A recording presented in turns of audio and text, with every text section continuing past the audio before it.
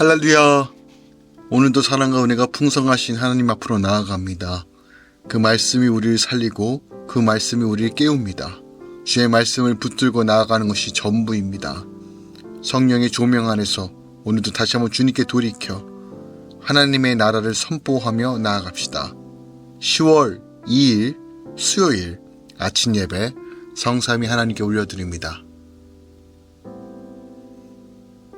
오늘 하나님의 말씀은 예레미야 14장 1절부터 12절까지입니다. 예레미야 14장 1절부터 12절까지입니다. 가뭄에 대하여 예레미야에게 임한 여호와의 말씀이라. 유다가 슬퍼하며 성문의 무리가 피곤하여 땅 위에서 애통하니 예루살렘의 부르짐이 위로 오르도다. 귀인들은 자기 사환들을 보내어 물을 얻으려 하였으나 그들이 우물에 갔어도 물을 얻지 못하여 빈 그릇으로 돌아오니 부끄럽고 근심하여 그들의 머리를 가리며 땅에 비가 없어 지면이 갈라지니 밭 가는 자가 부끄러워서 그의 머리를 가리는도다. 들의 암사슴은 새끼를 낳아도 풀이 없으므로 내버리며 들 나귀들은 벗은 산 위에 서서 승냥이 같이 헐떡이며 풀이 없으므로 눈이 흐려지는도다. 여호와여, 우리의 죄악이 우리에게 대하여 증언할지라도 주는 주의 이름을 위하여 미워하소서. 우리의 타락함이 많으니이다. 우리가 주께 범죄하였나이다. 이스라엘 소망이시오, 고난당할 때 구원자이시오, 어찌하여 이 땅에 거류하는 자같이 하룻밤을 유숙하는 나그네같이 하시나이까. 어찌하여 놀란 자 같으시며 구원하지 못하는 용사 같으시니까. 여호와여, 주는 그래도 우리 가운데 계시고 우리는 주의 이름으로 일컬음을 받는 자이로니 우리를 버리지 마옵소서. 여호와께서 이 백성에 대하여 이와 같이 말씀하시되 그들이 어그러진 길을 사랑하여 그들의 발을 멈추지 아니하므로 여호와께서 그들을 받지 아니하고 이제 그들의 죄를 기억하시고 그 죄를 벌하시리다 하시고 여호와께서 또 내게 이르시되 너는 이 백성을 위하여 복을 구하지 말라. 그들이 금식할지라도 내가 그 부르짖음을 듣지 아니하겠고 번제와 수제를 드릴지라도 내가 그것을 받지 아니할 뿐 아니라 칼과 기근과 전염병으로 내가 그들을 멸하리라. 아멘. 하나님의 말씀입니다. 하나님이 예레미야에게 극심한 가뭄을 예고하시는데 이 가뭄은 유다 백성을 슬픔과 고통에 빠뜨릴 것입니다.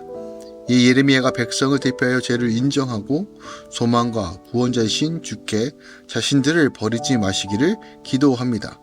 그러나 하나님은 그들의 부르짖음을 듣지 않고 그들을 멸하겠다고 하시죠.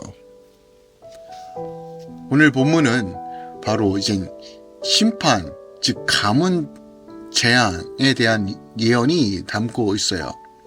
당시 유다 땅에 심한 가뭄은 사람들이 마실 식수는 물론 그 농사를 질 수 있는 모든 물 그리고 들 짐승들까지 마실 수 있는 물까지 고갈된 정도로 극심하게 기근이 찾아왔습니다. 온 유다 백성들은 이 기근에 허덕이며 애통할 수밖에 없죠. 하나님께서 유다에 임한 가뭄 이 재앙에 대하여 이렇게 말씀하신 것은 당시 그 자연재해의 실상을 보여주기 위한 것은 아니죠. 당시 유다에 임한 이 재앙이 바로 그들의 타락에 대한 하나님의 심판의 일환이라는 것을 나타내기 위함입니다. 그러니까 하나님께서 일찍이 이 타락한 유다를 가뭄으로 심판하실 것을 예고하신 바가 있어요. 이것은 11장에 나옵니다. 따라서 오늘 이 말씀은 하나님께서 말씀하신 대로 지금 심판하시는 내용을 담고 있어요. 하나님께서는 이러한 사실을 통하여 유다 백성들에게 실제로 하나님이 말씀하시고 싶었던 것, 당신의 말씀대로 유다의 가뭄, 재앙이 임한 것처럼 하나님께서 이미 말씀하신 대로 이 모든 것들이 이루어진다는 명확한 사실을 다시 한번 알려주고 계시는 거예요. 말하자면 현재 유다에 임한 재앙은 앞으로 임하게 될 본 재앙에 어떻게 보면 예고편에 지나지 않으니까 지금 기회 줄 때 돌이키라는 것이에요. 지금 회개하라는 것입니다. 우리가 늘 말씀 가운데 강조하는 건 뭐냐면 일찍이 돌아올 것인가 나중에 돌아올 것인가에 대한 문제인 거예요. 우리가 하나님께서 기회 주실 때, 은혜 주실 때 속히 회개하여 돌이키는 것이 은혜입니다. 나의 아집과 고집을 깨트리고 다시 주님께 회개하여 돌이키는 거예요. 회개는요, 내가 알고 있던 모든 방식들을 깨트리고 다시 한번 주님 앞에 겸손히 서는 것입니다. 특별히 하나님께서 죄인을 심판하실 때 즉각적으로 심판하시지 않으시고 그 전조를 보이신다는 것, 이것은 큰 은혜라는 것이에요. 그러니까 오늘날 우리가 이 영적인 무감각으로 이 회개의 기회를 놓치는 것이 아니라, 그럼에도 불구하고 말씀으로 나를 치고 말씀을 따라 살아갈 때 우리의 영적 감각이 활성화되고 은혜 주실 때 온전한 회개로 나아갈 수 있다는 것이에요. 자, 6절까지는 이제 예고와 심판에 대한 선포라면, 이제 7절 이하부터는 이제 예레미야가 중보하는 내용이 담겨져 있습니다. 7절부터 9절까지는 이 유다의 범죄를 마치 예레미야가 자신의 죄인 것처럼 시인하고 구원을 호소하고 있습니다. 그러니까 예레미야는 유다의 죄가 많음을 분명하게 합니다. 그러니까 유다의 죄에도 불구하고 유다가 하나님의 이름으로 일컬음을 받는 하나님의 자녀, 백성이라는 근거로 제발 유다를 버리지 말고 구원해달라고 간구하죠. 또한 10절부터 12절까지는 이 하나님의 구원에 대한 거절과 단호한 심판 집행에 대한 선언, 그리고 백성을 위한 중보, 금지 명령을 보도하고 있어요. 그러니까 하나님께서는 예레미야의 첫 번째 중보 기도와 관련하여 유다가 죄악의 길로 향하는 바를 멈추지 아니함으로 인하여 그들을 용납하지 아니하시고 그들의 죄에 따라 징벌하실 것을 분명하게 하십니다. 그러니까 예레미야를 향해 백성들을 위하여 복을 구하지 말라라고 명하시고 계세요. 유다는 거듭된 하나님의 경고와 심판, 그리고 이 회개 촉구에도 불구하고 회개하지 아니하고 여전히 죄악의 길을 달려가 발을 멈추지 않음으로써 결국 가뭄, 재앙을 받는 것은 물론 더 큰 재앙을 앞두고 있다는 것이에요. 예레미야 그들을 위하여 중보기도 하였지만 그들에 대한 하나님의 심판 집행 의지는 바꿀 수 없었어요. 이것은 예레미야의 중보기도가 부적절해서도, 그가 기도를 덜 해서도 아닙니다. 유다 백성들이 회개할 의지가 전혀 없기 때문에 가뭄, 재앙이 임할 수밖에 없다는 것을 오늘 보여주고 계세요. 그러니까 하나님께서는 충분한 회개의 기회를 주십니다. 여전히 회개의 기회를 주십니다. 하지만 그 회개의 기회임에 불구하고 죄악이 차고 넘치면 하나님은 반드시 그것에 대해서 징벌하시고 심판하신다는 것이에요. 오늘 본문 말씀 통해서 우리가 분명히 알아야 될 것이 있어요. 자, 이 예레미야의 그 중보기도, 그리고 하나님의 답변에 대한 이야기를 통해서 우리가 발견해야 될 것은 첫 번째로 이 중보기도 내용입니다. 7절에 예레미야는 여호와여 우리의 죄악이 우리에 대하여 증언할지라도 주는 주의 이름을 위하여 일하소서, 우리의 타락함이 많다, 우리가 주께 범죄하였다라고 고백하죠. 여기서 주는 주의 이름을 위하여 일하소서라고 말해요. 그러니까 주님의 이름을 위하여 제발 우리를 불쌍히 여겨달라, 선처해 달라는 의미입니다. 그 예레미야는 지금 하나님의 이름을 위하여 범죄한 유다에 대하여 자비를 베풀어 제발 선처해 줄 것을 간청하고 있어요. 그런데 본절을 보면 예레미야는 이러한 하나님께 자비를 호소하기에 앞서 유다의 죄를 솔직하게 인정하고 회개하는 것이에요. 그러니까 여호와여 우리의 죄악이 우리에 대하여 증언할지라도 라는 표현을 통해서 우리가 타락하였습니다, 우리가 범죄하였습니다 라고 명확하게 고백하는 것이에요.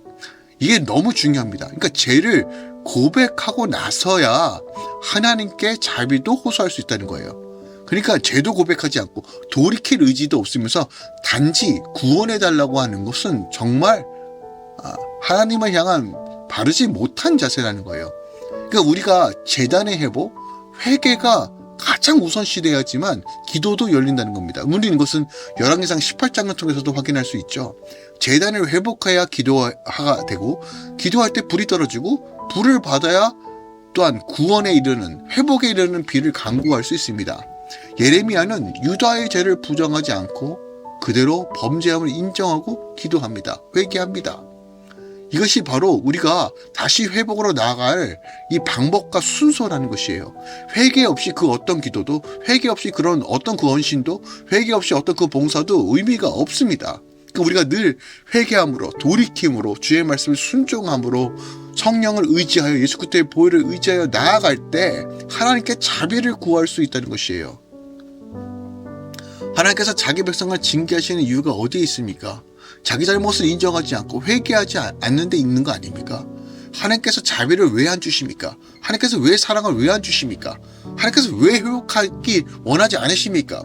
너무나도 부모로서 그 자녀를 복되게 하시기 원하십니다. 하지만 우리가 여전히 돌이킬 생각을 안 합니다. 내 방식으로 돌이킵니다.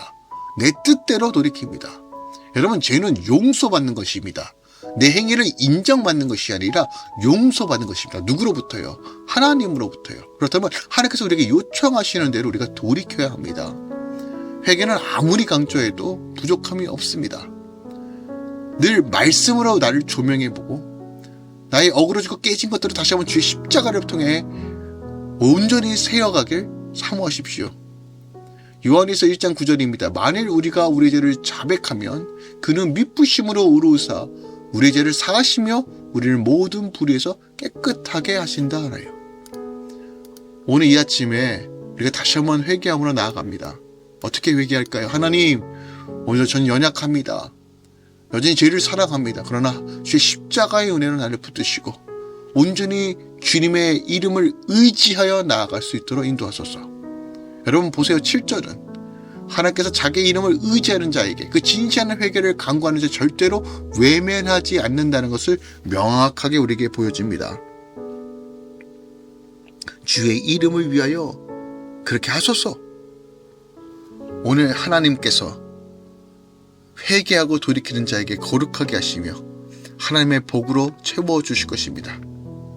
주님이 우리와 함께 하시는 것이 가장 확실하고 탁월하고 성공할 수 있는 유일한 방식인 것을 기억하며 다시 한번 회개함으로 주님과 함께 동행하는 오늘 하루 되시길 예수 그리스도로 축원드립니다.